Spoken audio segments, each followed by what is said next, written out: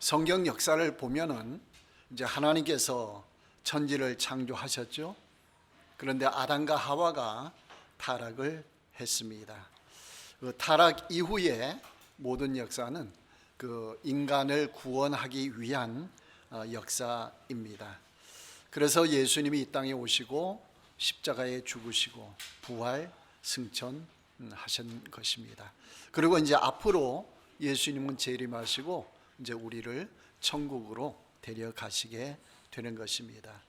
이런 역사가 진행되는 동안에 하나님께서는 중요한 시기마다 언약을 체결하십니다.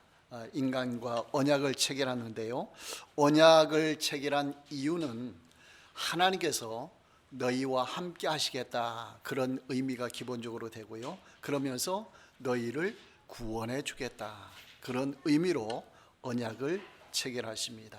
그러니까 언약은 하나님의 약속이 되는 것이죠. 그러니까 가장 먼저는 아담 언약이 있죠.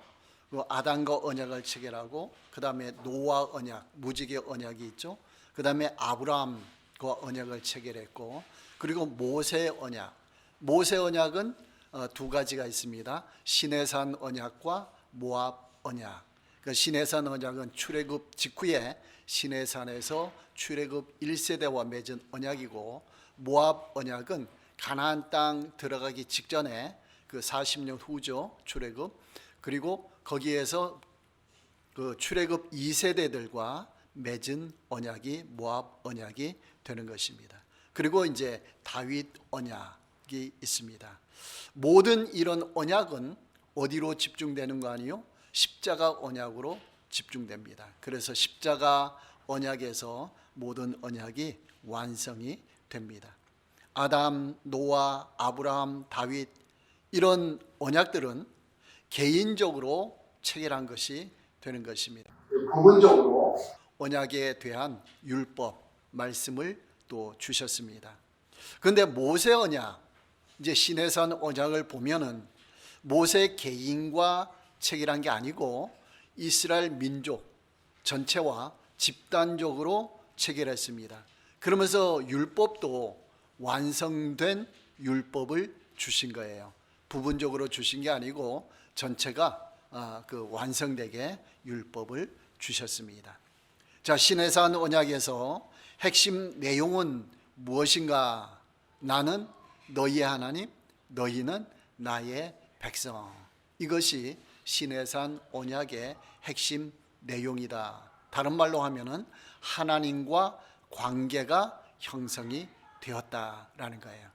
그러니까 모든 민족, 많은 민족들이 있는데 그 모든 민족과 언약을 체결한 게 아니고 이스라엘 민족과 체결하면서 너희는 내 백성이고 나는 너희의 하나님이다, 요 관계를 약속해 놓는 거죠. 그것이 시내산 언약이다라는 거예요. 자, 시내산 언약의 부칙이 있습니다. 그것이 십계명이라고 했죠. 부칙의 의미는 뭡니까?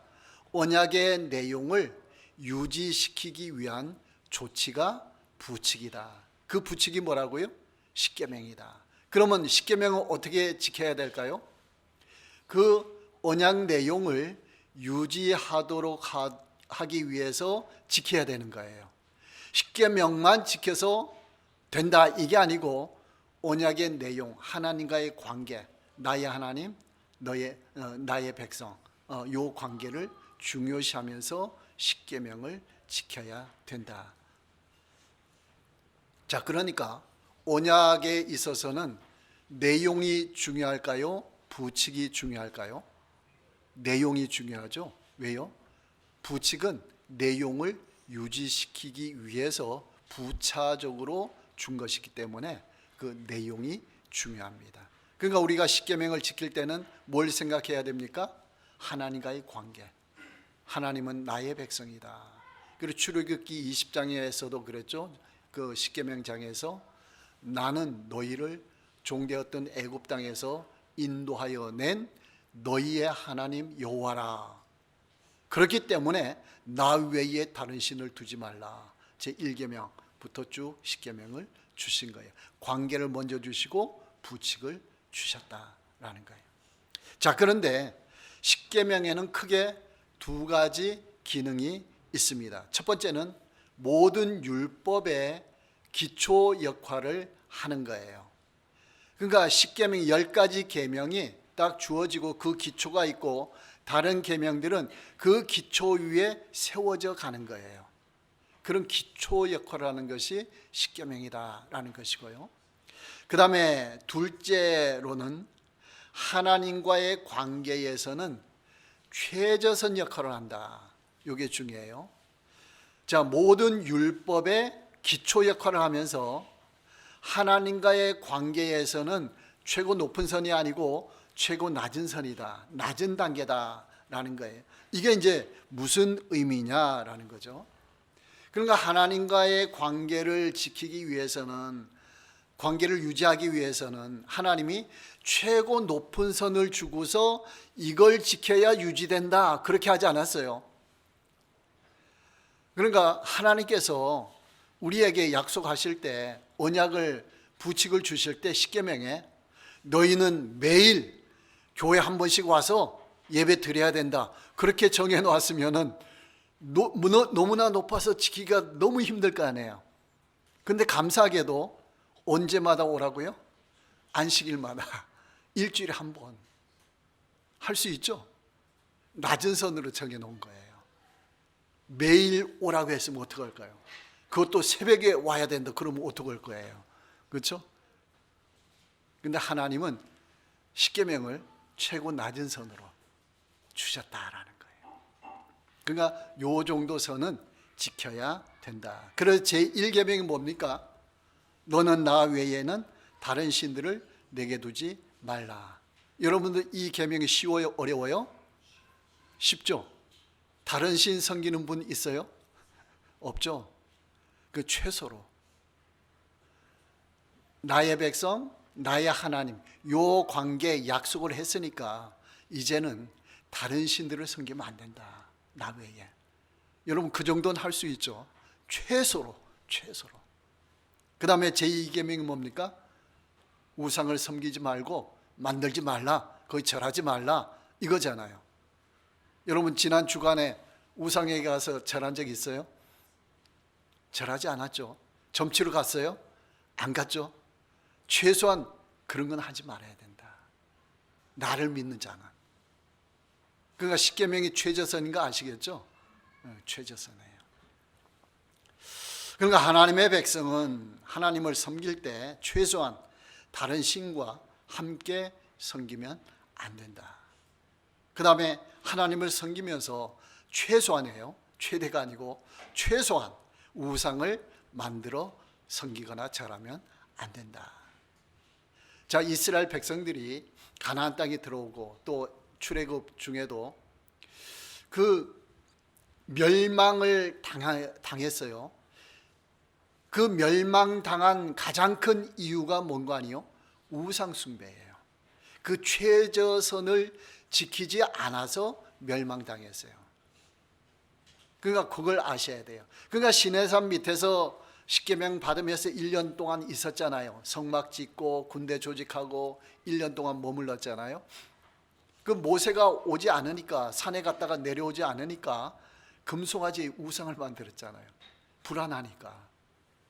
그래서 우상을 만드니까 하나님이 징계 내린 거예요. 그 사람들 멸망당했잖아요. 그리고 가나안 땅에 들어가서도 북이스라엘이 아수르에게 멸망당했어요. 가장 큰 이유가 뭐예요? 우상을 숭배했기 때문에 그래요. 그 다음에 남유다도 바벨론에게 멸망당했어요. 이유가 뭡니까? 가장 큰 이유는 우상 숭배예요. 그러니까 최저선을 지키지 않았기 때문에 멸망당한 거예요. 그것도 한 번 슬쩍 한 게 아니고 계속해서. 그러면서 선지자들을 보내서 회개하라, 돌이키라 했는데도 회개하지 않고 돌이키지 않으니까, 그러니까 이 죄가 가득 찬 상태가 되니까 하나님은 멸망을 당하도록 하셨다라는 거예요. 자, 그러니까 하나님의 백성은 최소한 십계명을 지키면서 최고 높은 단계는 뭐라고요? 마음과 뜻과 힘을 다하여 주 너의 하나님을 사랑하라.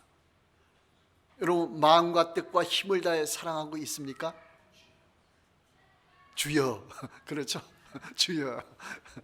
그걸 예수님은 뭐라고 해석하셨죠? 신약 성경에서 목숨을 다하여. 그러니까 마음과 뜻과 힘을 다한다는 것은 목숨을 다해서 사랑하는 단계예요.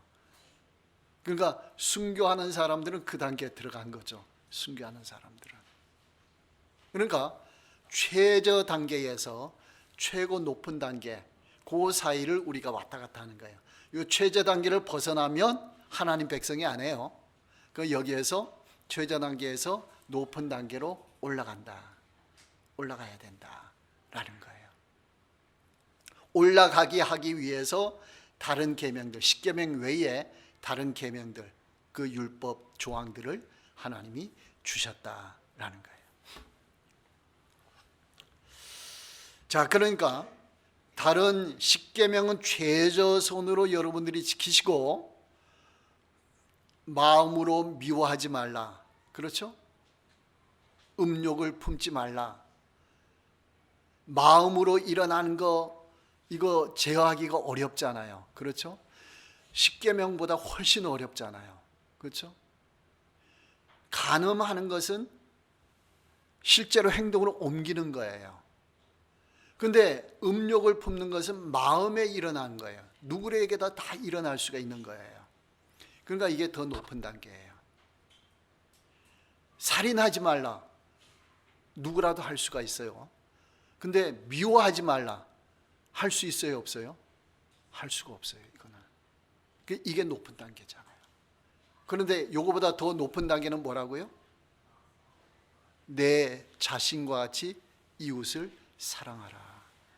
자, 자신과 같이 이웃을 사랑하면은 미워할까요, 안 할까요? 안 하죠. 더군다나 살인할까요, 안 할까요?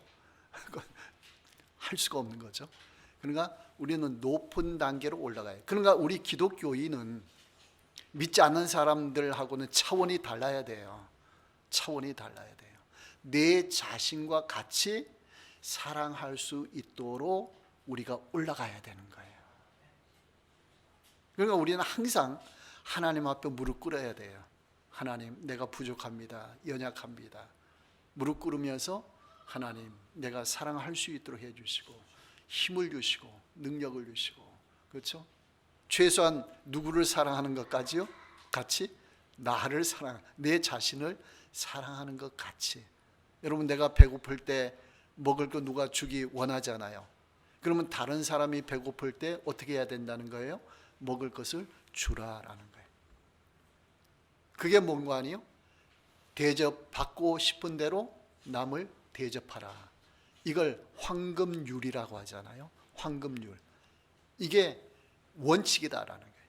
우리 인간의 삶의 신앙의 원칙이다라는 거예요. 그러니까 내가 하고 싶은 것, 말씀 가운데 하고 싶은 그것을 다른 사람도 하고 싶어 한다. 그러니까 그것을 해주라, 도와주라, 그런 의미가 된다라는 거예요. 그러니까 우리는 연약해서 그거 못 따라 하잖아요. 그렇죠? 나 자신도 미워하는데, 그렇죠? 나 자신도 미워할 때가 있잖아요. 그러니까 우리는 연약해요. 그러니까 누구를 의지해야 돼요? 하나님을 의지해야 돼요. 끊임없이 의지해야 돼요. 하나님 의지하지 않는 순간 우리는 그냥 떨어지는 거예요. 자, 바리새인들, 자, 율법 규정을 열심히 지켰어요. 바리새인들은 어떤 사람들인 거 아니에요? 율법을 철저하게 지키기 위해서 태어난 그룹이에요. 우리는 율법을 철저하게 지킨다. 율법을 잘 지키지 못해서 우리 선조들이 멸망당했다. 그러니까 철저하게 지키자. 그렇게 해서 태어난 그 그룹이 바리새파예요. 자, 그러니까 그 중에서도 오늘 본문에 서기관이 나왔죠. 서기관은 바리새파 중에서도 율법을 전문적으로 연구하는 학자들이에요. 그 바리새인들과 서기관들이 예수님께 왔다라는 거예요. 자, 예수님께 왔는데 철저하게 지키기 위해서 그 파가 생겼는데 그 파가 예수님께 와서 책망을 받았어요. 책망을. 왜 책망받았는가? 요 내용이 중요합니다.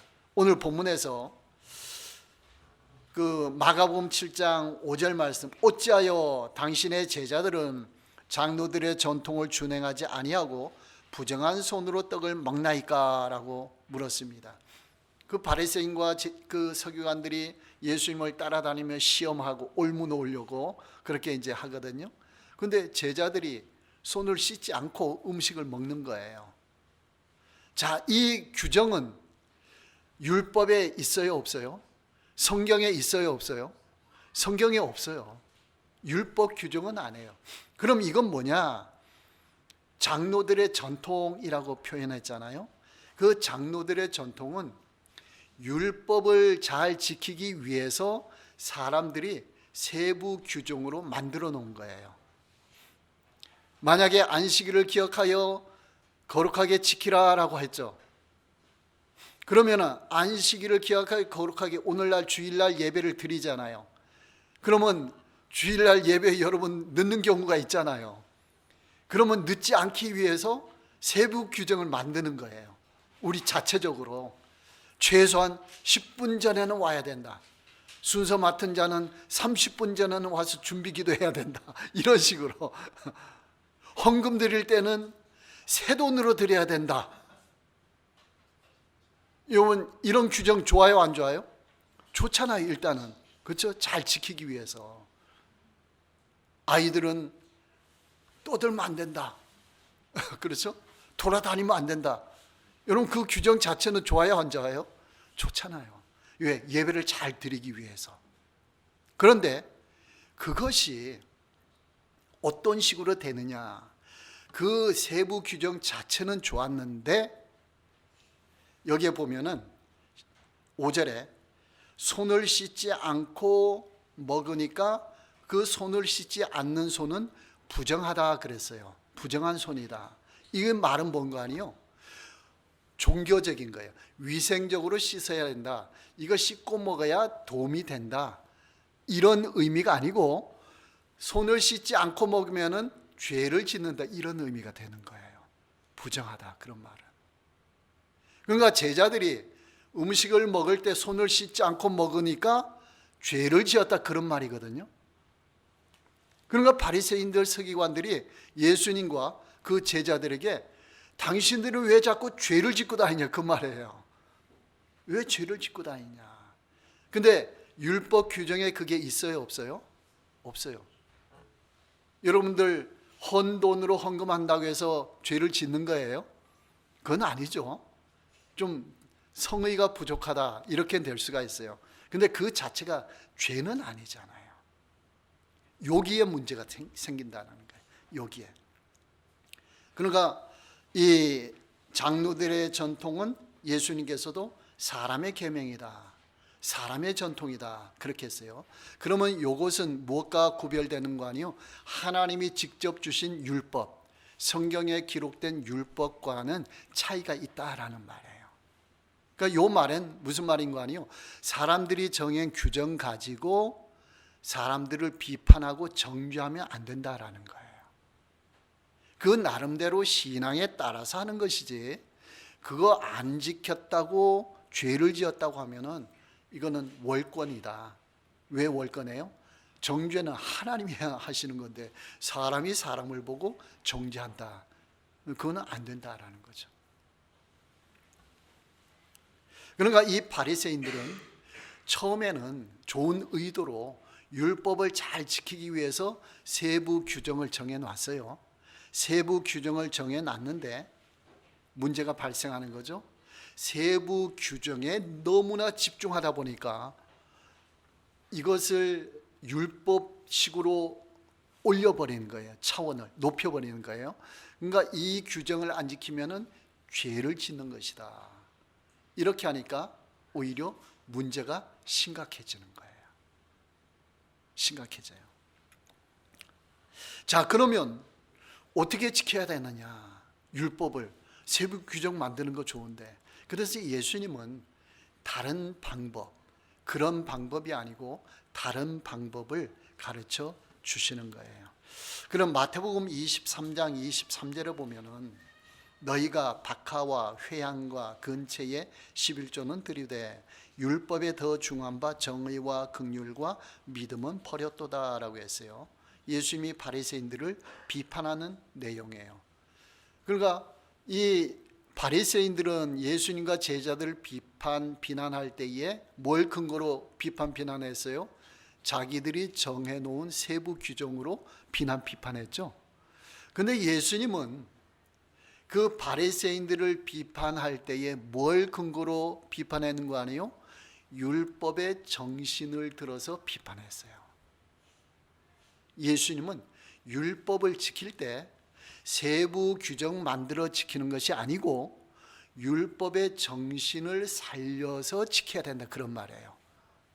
바리새인과 차이점, 근본적인 차이점은, 그러니까 이 사람들은 야채 있죠, 채소, 이걸 시장에서 파는 거예요. 그 시장에서 야채 한 단 팔면은 그 얼마나 돼요? 얼마 안 되잖아요. 그렇죠? 그러면 그거 11조 다 계산하는 거예요. 계산해서 이제 하나님께 바치는 거죠. 바치는데 뭘 놓치는 거 아니에요? 정의와 긍휼과 믿음은 버렸도다. 믿음 없이 한다는 거예요. 계산 철저하는데. 그러니까 세부 규정에 철저하게 하다 보니까 정신을 놓쳐요. 정신 차리지 못하는 거예요. 정신을 놓치는 거예요. 그리고 또 누가복음 11장 42절에 너희가 박하와 운향과 모든 채소의 11조는 드리되 공의와 하나님께 대한 사랑은 버리는도다. 하나님에 대한 사랑 없이 계산해서 드리는 거예요. 그러니까 하나님이 기뻐할까요? 기뻐하지 않을까요? 기뻐하지 않아요. 거기에 11조에 무엇과 무엇이 담겨 있어야 돼요? 믿음과 사랑이 담겨서 바쳐야 된다라는 거예요. 그러니까 새 돈으로 하나님께 헌금하는 것보다 더 중요한 건 뭐예요? 하나님을 사랑하는 마음, 하나님을 믿는 마음으로 바치는 것이 더 좋은 것이다 라는 거예요. 물론 최고로 좋은 건 뭘까요? 새 돈으로 하면서 믿음과 사랑을 담아서 드리는 게 최고로 좋은 거죠. 그렇게 해야 되는 거죠. 그런데 새 돈과 믿음과 사랑, 어느 것이 더 중요해요? 믿음과 사랑이 훨씬 중요하죠. 그런데 바리새인들은 어디에 신경 썼다고요? 새 돈에만 신경 썼다고요. 요거 신경 쓰다가 뭘 놓쳤다고요? 믿음과 사랑은 놓쳤다라는 거예요. 여러분 오늘 교회 오실 때 믿음으로 오셨나요? 믿음으로. 여러분 헌금 드렸잖아요. 봉투에 담아서 또 드렸잖아요. 여러분 봉투에 담으실 때 돈만 담으신 게 아니고 마음도 담으셨나요? 믿음과 사랑도 담으셨나요? 하나님은 그럴 때에 그걸 기뻐 받으신다라는 거예요. 예수님은 그걸 강조하신다라는 거예요. 그걸 중요시한다라는 거예요. 그러니까 바리새인들은 자기네들이 정해놓은 세부 규정을 지키려다가 더 중요한 거, 예수님은 그랬죠. 아까 율법에 더 중요한 바, 더 중요한 정의와 긍휼과 믿음은 버렸도다. 자, 우리의 신앙이 이러면 돼야 안 돼요? 안 되죠. 다른 건 못해도 믿음과 사랑은 가지고 있어야 돼요. 다른 건 못해도. 그렇죠?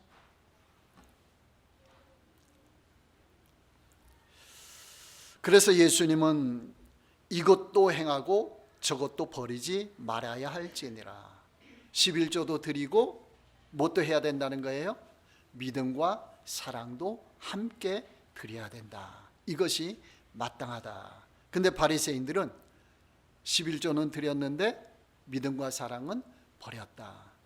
그것도 새 돈으로 드렸는데 믿음과 사랑은 없어졌다. 그러면 이런 신앙을 무슨 신앙이라 그래요? 형식적인 신앙. 형식적인 신앙. 내용이 없이 형식, 껍데기가 있다라는 거예요. 그 형식주의가 계속 가면 뭔 주의라 하죠? 외식주의. 외식주의가 뭔 뜻인지 아세요? 쇼한다 그런 말이에요. 쇼한다. 쇼가 뭔지 알죠? 드라마 하는 분들 막 울 때 진짜 슬퍼서 우래요. 그분들이 안 하죠. 그냥 겉으로만 우는 거죠. 쇼하는 거죠. 그걸 쇼한다 하잖아요. 그러니까 신앙도 잘못하면 쇼한다라는 거예요. 마음은 하나님 안 믿고 사랑하지 않는데 그냥 겉으로 그렇게 한다라는 거예요. 이것은 잘못됐다. 물론 처음 믿을 때, 신앙이 뭔지 모를 때 그때는 형식이 중요하죠. 형식이 중요해요. 근데 신앙생활을 계속해 가면서는 뭘 따라가야 돼요? 믿음 따라가야 되고 사랑 따라가야 되고 이렇게 해야 된다라는 거예요. 그러니까 마음, 믿음, 사랑 요거는 부족한데 새 돈으로 드렸다라는 것은 형식주의로 되는 길이고, 그런데 거꾸로 믿음과 사랑은 있어요. 그런데 새 돈으로 안 하고 헌돈으로 드렸어요. 또 못 드릴 수도 있어요. 그러면 이런 신앙은 뭐라고 하느냐? 부족한 신앙이라 그런 얘기예요. 약한 신앙이라 그렇게 표현하는 거예요. 그러니까 형식화된 신앙과 부족한 신앙은 차이가 있어요. 그러니까 예수님께서는 형식화된 신앙을 비판하는 거예요. 바리새인들은 외식주의로 갔기 때문에 비난받아요. 예수님이 믿음 약한 사람 비판했어요, 안 했어요? 그러진 않아요. 심지어는 현장에서 붙잡힌 여인 비판했어요, 안 했어요? 안 했어요. 뭐 하면 안 하는 줄 아세요? 회개하는 마음, 예수님께로 오는 마음, 겸손한 마음, 이런 것이 있을 때는 약해도 하나님은 다 허용을 하셔요. 다 허용을 하셔요. 그런데 외식주의로 가는 것은 이거는 신앙 자체를 왜곡시키는 거예요. 하나님 믿지 못하게 만드는 거예요. 결국에는 겉으로는 믿는 것처럼 보이지만 그럴 때는 하나님이, 예수님이 비판하신다라는 거예요. 그러니까 우리는 그럼 어떻게 신앙생활을 해야 되냐? 나 믿음이 약한데 교회 가야 되나 말아야 되나? 오늘 믿음도 없는데 교회 가면 이거 형식화된 거니까 이거 어떻게 해야 되지? 그러니까 우리가 하나님 앞에 솔직하면 되는 거예요. 솔직하면, 하나님, 제가 믿음이 약합니다. 그래도 하나님 예배 드리러 갑니다. 하나님 나를 불쌍히 여겨 주사 믿음을 주시고 나를 사랑해 주시고 믿음이 더욱 자라게 해 주십시오. 그런 마음으로 오면은 이거는 외식주의 아니에요. 그건 외식주의가 아니에요. 하나님 앞에 좋은 자세예요. 그렇죠? 그런 자세로 예배드리면은 믿음이 크던 작던 상관없이 하나님이 기뻐 받아주시는 거예요. 그러니까 하나님 앞에 솔직하시기 바랍니다. 하나님, 내가 믿음이 약합니다. 내가 하나님 사랑이 부족합니다. 그렇지만 하나님 받아주시고 인도해 주옵소서.